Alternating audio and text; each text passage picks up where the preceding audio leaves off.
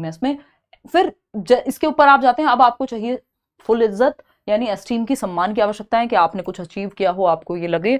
फिर इसके भी ऊपर बहुत कम लोग जा पाते हैं, और अगर जा पाएंगे तो सेल्फ एक्चुअलाइजेशन कहलाएगा, यानी आत्मसिद्धि कह देते हैं कई लोग इसको, कि हु एम आई, मैं बना क्यों हूं, मुझे सच में क्या करना है, मेरा पैशन क्या है, एंड मैं क्या करने के लिए बना हूं, मैं हूं कौन। ये सब वाले क्वेश्चन, ऐसे क्वेश्चन जो थोड़े से आउट ऑफ द बॉक्स होते हैं, वो यहाँ पे आएंगे। ये हाईएस्ट लेवल है।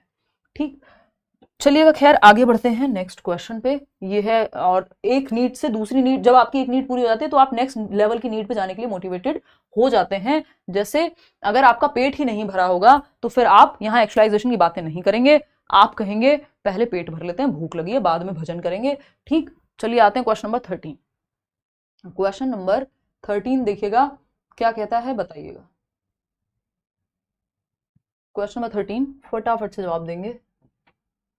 देखिए, like Ratan Tata sir in 5th stage, of course बिल्कुल कहेंगे, मतलब बाकी तो मतलब हाँ ठीक है कह सकते हो ऑफ कोर्स। एमपी टेट की पीवाईक्यू की क्लासेस कराएंगे यार, एक सेशन में मैं एमपी टेट का प्रीवियस ईयर क्वेश्चंस कराऊंगी, इसी हफ्ते करा दूंगी, टेंशन ना लो। ठीक है। Noor forgot to bring her tiffin, और वो सीटेट वालों के लिए भी उतना ही महत्वपूर्ण होगा। कल परसों मैं कराती हूँ, परसों तो शायद क्लास ना हो। Noor forgot to bring her tiffin to school and asked Tanya to share her tiffin, saying you should share tiffin with me today because I shared my tiffin with you yesterday. According to Kohlberg theory of moral development, Noor's statement represent what? यानी नूर अपना tiffin school लाना भूल गई और उसने तान्या से अपना tiffin साझा करने के लिए कहा, और तुम्हें आज मेरे साथ टिफिन साझा करना ही पड़ेगा तान्या, क्योंकि मैंने भी कल अपना टिफिन तुम्हारे साथ साझा किया था। सिंपल बात, नो बकवास, गिव एंड टेक है ये, है ना, कि मैंने उसके लिए इतना किया, उसने क्यों नहीं किया, उसको करना चाहिए था। ठीक, तो ये है give and take, tit for tat, give and take, tit for tat, जैसे को तैसा, you scratch my back and I will scratch yours, है ना, तुम मेरे लिए ये करो मैं तुम्हारे लिए ये कर दूंगा। टिट फॉर टैट है, दुनिया बेशक बहुत हद तक इस पे चल रही है। गिव एंड टेक की जब हम बात कर रहे हैं तो कि मैंने जो किया, तो एक्सचेंज में, म्यूचुअल एक्सचेंज की अवस्था भी कहते हैं इसको, कि तुमको एक्सचेंज में अब करना पड़ेगा, कल मैंने तुमको पेंसिल दी थी, आज तुम्हें भी रबड़ देनी पड़ेगी, यानी इरेजर देनी पड़ेगी। तो प्री कन्वेंशनल स्टेज है ये। प्री कन्वेंशनल में भी ये सेकेंड लेवल है। पहला होता है पनिशमेंट एंड ओबीडियंस, यानी आप आज्ञा का पालन करते हैं क्योंकि पनिशमेंट मिल जाएगी। फिर आता है आपका tit for TET, mutual exchange की अवस्था कह देते हैं इसको, पर्सनल रिवॉर्ड एक्सचेंज समथिंग, मतलब इसके कई सारे नाम हैं। तो म्यूचुअल एक्सचेंज हम सिंपल भाषा में कह सकते हैं, या इंटरपर्सनल रिलेशनशिप भी कह देते हैं कई बार। तो ये है आपका सेकेंड स्टेज प्री कन्वेंशनल। पहले ही इस तरह के 3 लेवल दिए हैं प्री कन्वेंशनल कोहलबर्ग ने नैतिक विकास में, यानी मॉरल डेवलपमेंट में।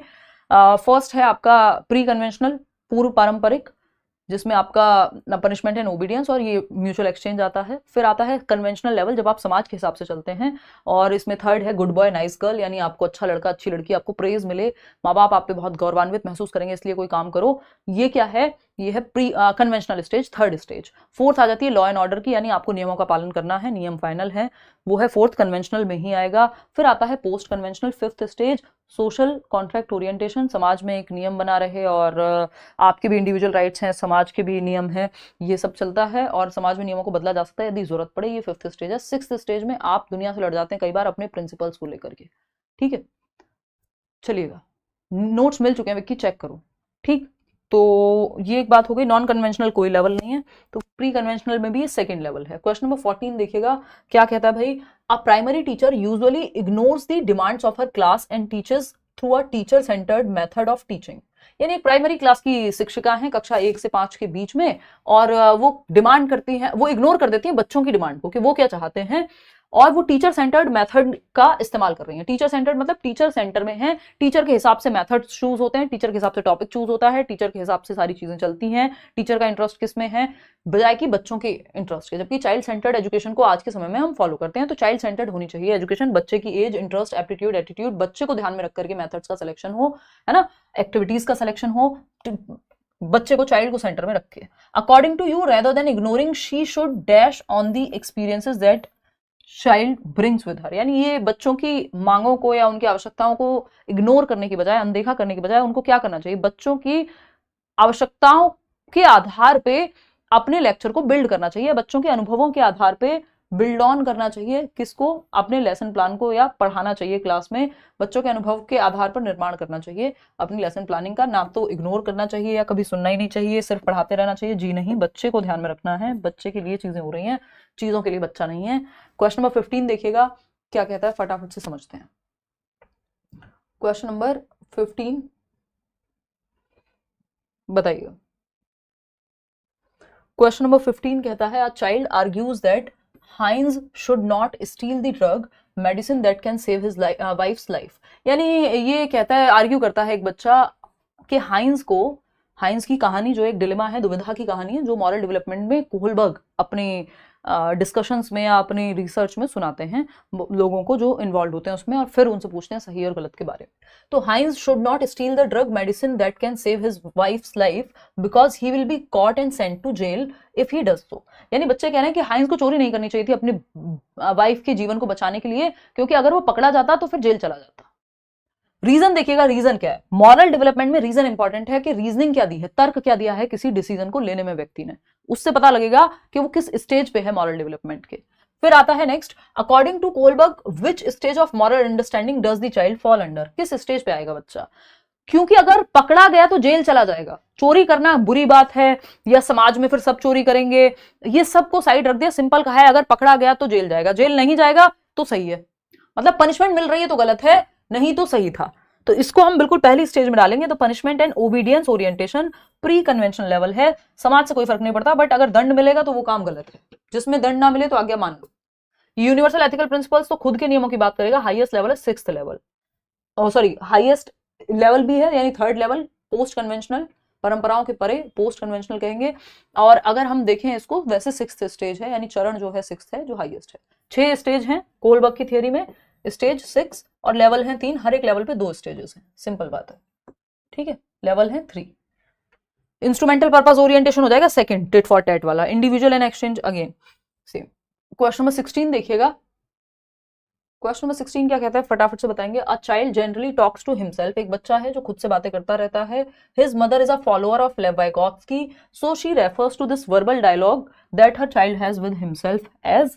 मतलब एक बच्चा है जो खुद से बातें करता रहता है बोल बोल के, और मान लेते हैं कि ये 3 से 6 वर्ष की उम्र में होगा, क्योंकि वहीं पे ऐसी चीजें होती हैं, ठीक। और इसकी जो माता जी हैं वो वाइगोत्स्की की फॉलोअर हैं, लेव वाइगोत्स्की की, और वो ये मानती है कि बच्चा खुद से बातें कर रहा है। ये जो वर्बल डायलॉग है ये किसका उदाहरण है, ये जो शाब्दिक भाषण बच्चा खुद से कर रहा है बातें बोल बोल के, इसका मतलब क्या है, सिंपल बताइए। कौन से बैच में हो विक्की, देखो तो ये प्रॉब्लमेटिक स्पीच है। प्रॉब्लमेटिक स्पीच कोई नहीं होती, ऐसी वाइगोत्स्की ने कोई बात नहीं की। ईगोसेंट्रिक स्पीच की बात प्याजे करते हैं, ना कि वाइगोत्स्की, तो ये भी यहाँ पे गड़बड़ हो जाएगा। प्राइवेट स्पीच है, डिस्टॉर्टेड स्पीच है, तो कोई डिस्टॉर्शन नहीं है इसमें, कोई विकृति नहीं है, कोई प्रॉब्लम नहीं है, ये प्राइवेट स्पीच है। सिंपल जवाब बन जाएगा इसका, 3 से 6 वर्ष में होती है। व्यक्तिगत वार्ता कहेंगे, या निज वार्ता कह देते हैं, या निज भाषण या निज वाक कह सकते हैं आप इसको। और प्राइवेट स्पीच, तो ये 3 स्पीचेस होती हैं वाइगोत्स्की की थियोरी में, जिसमें वो सोशल स्पीच की बात कर रहे हैं कि जन्म मतलब 2 वर्ष तक आते आते बच्चा बाहर लोगों से बात करना सीख जाएगा, मम्मी पानी दे दो, खाना दे दो, ये वो, तो वो 2 वर्ष के अराउंड। फिर आती है प्राइवेट स्पीच 3 से 6 वर्ष में, जब बच्चा खुद से ही बात करके खुद को ही डायरेक्शन देने की कोशिश करता है, अरे ये वाला नहीं बुद्धू, ये वाला खिलौना ऐसे चलाना था, वो खुद से बातें कर रहा है, बोल बोल के कर रहा है, लेकिन आप भी सुन सकते हैं। फिर आ जाती है साइलेंट इनर स्पीच, जो कि 3rd है, यानी ये जो इंटरनलाइज हो गई स्पीच, अंदर चली गई, अंतर्निहित कर ली उसने ये प्राइवेट स्पीच। अब उसको बाहर बोल के खुद को गाइड करने की जरूरत नहीं, मन में भी बोल सकता है, किसी को बुरा भला कहना है मन में भी बोल सकते हैं, बाहर पता नहीं लगेगा। ये आ जाएगा लगभग 6 साल के अराउंड, ठीक। तो 3 प्रकार हैं। चलिए आगे बढ़ते हैं नेक्स्ट क्वेश्चन पे। क्वेश्चन नंबर है आपका 17। क्या कहता है क्वेश्चन नंबर 17, ये देखिएगा। क्वेश्चन नंबर 17 कहता है, father of Sumit generally gave a racing car to his boy. एक बच्चा है सुमित, उसके जो पिताजी हैं वो अपने बेटे को एक रेसिंग कार गिफ्ट करते हैं, ठीक। And a Barbie to his daughter, और बारबी डॉल देते हैं अपनी बेटी को।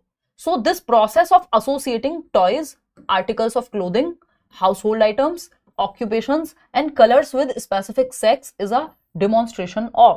बताइए, मतलब सुमित के पिता आमतौर पर अपने बेटे को रेसिंग कार और अपनी बेटी को बारबी डॉल देते हैं, गुड़िया देते हैं खेलने के लिए बेटी को, और ये दुनिया भर में बहुत ही, मतलब हमारे यहाँ तो बहुत ही ज्यादा है, और ये कॉमन एग्जाम्पल है किसका वो आप बताएंगे। इसलिए खिलौनों, कपड़ों के सामान, कि ये फलाने टाइप के कपड़े पहनते हैं तो ये लड़कों के कपड़े हो गए, ये लड़कियों के कपड़े हो गए। आजकल हालांकि आप देख रहे हैं बहुत सारे यूनिसेक्स क्लोथ्स हैं, मतलब कोई भी पहन सकता है उनको। और व्यवसाय कि ये काम लड़कियों का है, ये काम लड़कों का है ना। और रंगों को विशिष्ट लिंग के साथ जोड़ना कि पिंक कलर लड़कियों से जोड़ दिया, ब्लू को लड़कों से जोड़ दिया, है ना। ये वाला काम लड़कियां करेंगी किचन में, लड़का ये वाला काम करेगा। तो ये सब जो एसोसिएशन है जेंडर के आधार पे, जेंडर क्या है, एक सोशल कंस्ट्रक्ट है, सामाजिक संरचना है, समाज ने बनाया है, काम पे नहीं लिखा है, इस पेन पे नहीं लिखा है कौन चलाएगा इसको, चाहे मेल हो फीमेल हो कोई भी यूज कर सकता है ना। किचन के किसी बर्तन पे नहीं लिखा है कि कोई मेल या फीमेल इसको यूज करेगा, कोई भी कर सकता है। ठीक, तो अगर हम देखें जो काम को, कपड़ों को, आइटम्स को किसी स्पेसिफिक सेक्स से जोड़ देना, ये क्या कहलाएगा, ये स्टीरियोटाइप कहलाएगा। साफ साफ के लड़के को दे रहे हैं कार और लड़की को दे रहे हैं बारबी डॉल, तो ये एकदम खराब बात हो गई। स्टीरियो